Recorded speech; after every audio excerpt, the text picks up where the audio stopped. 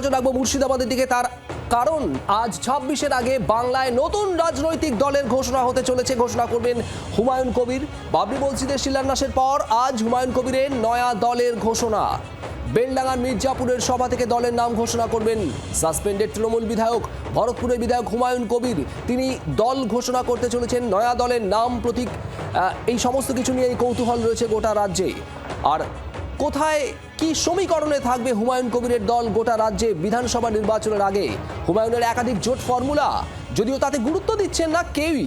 তাহলে কি হুমায়ুন কবির বঙ্গ রাজনীতির বোড়ে? কেউ সঙ্গী না হলে ভোটে একলা চলো, গতকালই জি24 ঘন্টায় বলেছিলেন হুমায়ুন কবির। মুসলিম প্রধান বিধানসভা আসনে কতটা ফ্যাক্টর হবেন হুমায়ুন কবির? 26-এর বিধানসভা নির্বাচনের আগে হুমায়ুন কবিরের নয়া রাজনৈতিক দল ঘিরে একাধিক প্রশ্ন, একাধিক কৌতূহল। আজ হুমায়ুন কবির মির্জাপুরের সভা থেকে কি বলেন নয়া দল ঘোষণার মধ্যে দিয়ে, সেদিকে নজর সব মহলের। আজ নতুন দলের রাজ্য কমিটিও ঘোষণা করা হবে, এমনটাও বলেছেন হুমায়ুন কবির। 75 জনের রাজ্য কমিটি ঘোষণা করা হবে এবং সেই সঙ্গে সঙ্গে সেই দলে কারা থাকে, কোনো উল্লেখযোগ্য মুখ থাকে কিনা সেদিকেও নজর রয়েছে আজ রাজনৈতিক মহলের। বেলডাঙ্গা মির্জাপুরে হবে এই সভা, যেখান থেকে ঘোষণা হবে নয়া দল হুমায়ুন কবিরের। আর সেখান থেকেই সরাসরি রয়েছেন এই মুহূর্তে আমাদের সঙ্গে আমাদের প্রতিনিধি অয়ন ঘোষাল। আমি একটু অয়নের কাছে যাব। অয়ন, নানা প্রশ্ন, নানা কৌতূহল আজ হুমায়ুন কবিরের এই নতুন দল নিয়ে। ঠিক কি হতে চলেছে, দলের নাম, প্রতীক, কি জানা যাচ্ছে এসব নিয়ে? দেখো, দলের নাম এখনো পর্যন্ত যেটা জানা যাচ্ছে সেটা হচ্ছে জনতা উন্নয়ন পার্টি, JUP। তার প্রতীক চিহ্ন হতে চলেছে টেবিল। যদি একান্তই নির্বাচন কমিশন টেবিল প্রতীক চিহ্নের অনুমতি না দেয়, তাহলে সেক্ষেত্রে জোড়া গোলাপ ফুল অর্থাৎ জোড়া ঘাস ফুল এবং পদ্ম ফুলের মোকাবিলায় হুমায়ুন কবির, যিনি নিজেই গতকাল জি24 ঘন্টার ক্যামেরার সামনে রাজ্যের 294টা বিধানসভা আসনের সবকটিতে প্রয়োজনে এককভাবে লড়াইয়ের হুঁশিয়ারি দিচ্ছেন, তিনি তার দলের প্রতীক চিহ্ন অর্থাৎ ওই দুই ফুলের মোকাবিলায় জোড়া গোলাপ ফুল নিতে পারেন, এমন জল্পনাও উড়িয়ে দেওয়া যাচ্ছে না। আর কয়েক ঘন্টার অপেক্ষা, সমস্ত সাসপেন্সের অবসান ঘটবে। তার আগে এই মুহূর্তে আরও একবার তোমার মাধ্যমে আমরা এই যে মাঠের মধ্যে দিয়ে আত্মপ্রকাশ করতে চলেছে হুমায়ুন কবিরের নতুন রাজনৈতিক দল, বেলডাঙ্গার মির্জাপুরের সেই মাঠে একেবারে শেষ মুহূর্তের প্রস্তুতি আমরা দেখতে পাচ্ছি।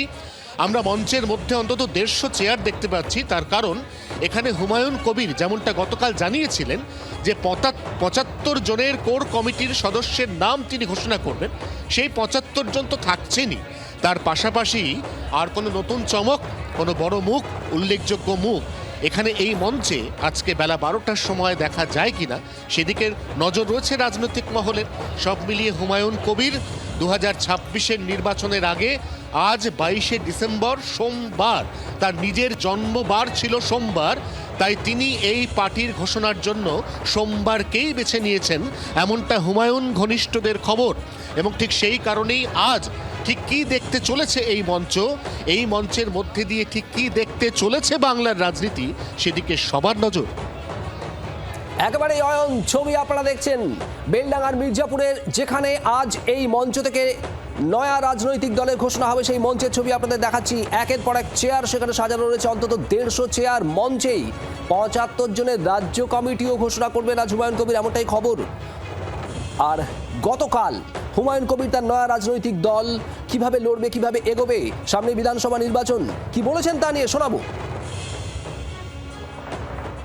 আগামী দিনে যদি কোনো দল আমার সঙ্গে না আসতে চায়, তারা তাদের মতো লড়বে, তাদের যেমন অধিকার আছে।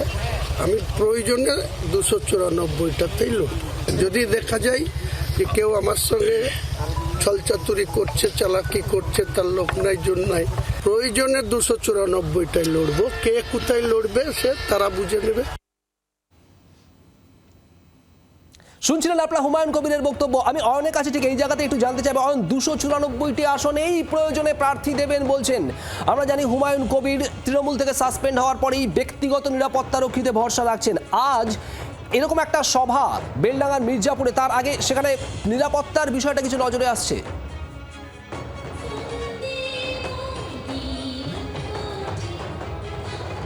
না, নিরাপত্তার খুব বেশি বালাই এই কারণেই থাকছে না যে হুমায়ুন কবির আমরা আগেও দেখিয়েছি জি24 ঘন্টার দর্শকদের নিজের নিরাপত্তার জন্য হায়দ্রাবাদ থেকে 8 জন বাউন্সার আসার কথা ছিল, যে কোনো টেকনিক্যাল কারণে সেটা সম্ভবপর হয়নি। আমরা গতকালও এই মাঠে হুমায়ুন কবিরকে কার্যত রাজ্য পুলিশের দেওয়া 3 জন পুলিশ কনস্টেবল, তার মধ্যে একজন আর্মড, সেই সহই হুমায়ুন কবিরকে ঘুরতে দেখেছি। হুমায়ুন কবির নিজে পরবর্তী সময় দাবি করছেন যে মানুষ তার পাশে আছে, অতএব আলাদা করে তার নিরাপত্তা রক্ষী নিয়ে ঘোরার কোনো প্রয়োজনীয়তা নেই।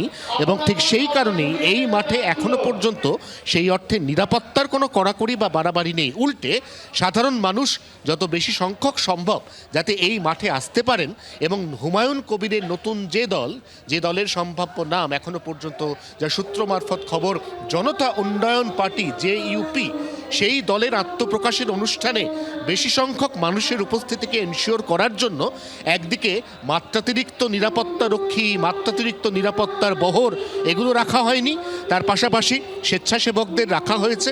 স্বেচ্ছাসেবকরাই ক্রাউড কন্ট্রোল করবেন। এখানে স্বেচ্ছাসেবকদের প্রত্যেককে ইতিমধ্যেই ব্যাচ দিয়ে দেওয়া হয়েছে এবং তাদেরকেই বলা হয়েছে যারা আসবে। এবং এর ঠিক পাশেই যে 12 নম্বর জাতীয় সড়ক, সেখানকার ট্রাফিক ব্যবস্থা থেকে শুরু করে সমস্ত কিছু এটা সুশৃঙ্খল রাখার মূল দায়ভার তাদের কাঁধেই রেখে আজকে ঠিক বেলা 12টায় হুমায়ুন কবির তার নিজের দল আনুষ্ঠানিকভাবে ঘোষণা করতে চলেছেন, এমনটাই এখনো পর্যন্ত খবর। অয়ন, তোমাকে ধন্যবাদ। আর হুমায়ুন কবিরের এই নয়া রাজনৈতিক দল নিয়ে কি বলছেন আইএসএফ বিধায়ক নওশাদ সিদ্দিকী, শোনাবো।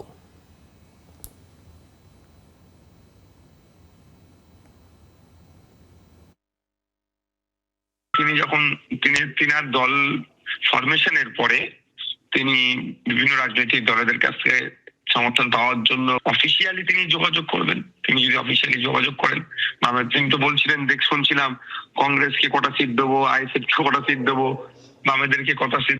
তিনি অফিসিয়ালি যোগাযোগ যদি করে, তারপরে এটাকে এখনই আমি কাউকে দরার সার্টিফিকেটও দেবো না, এখনই কাউকে প্রতারক বলবো না, বা এখনই কাউকে আমি বীর বলেও সম্বোধন করবো না।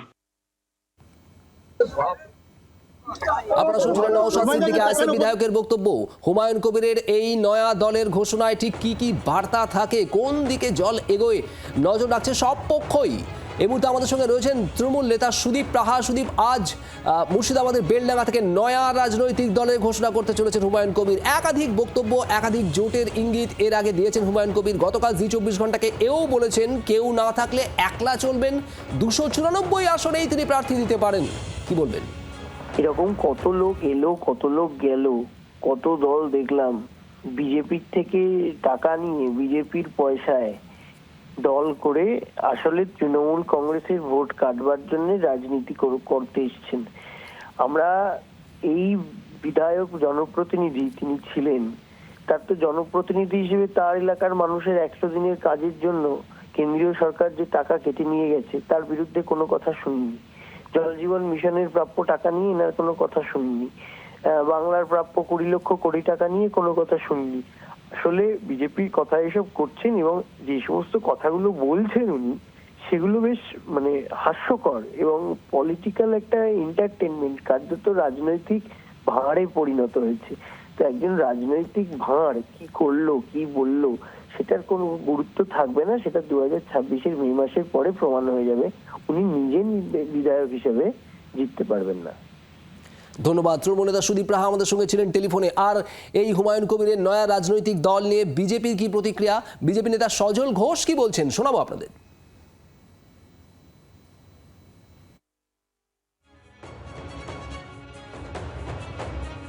সব নতুন দলফল ফালতু কথা, ব্যাপারটা সরাসরি মৌলবাদী শক্তির আত্মপ্রকাশ হবে, যেটা একদিন তৃণমূলে থাকলে ঘোমটার আড়ালে করতে হতো।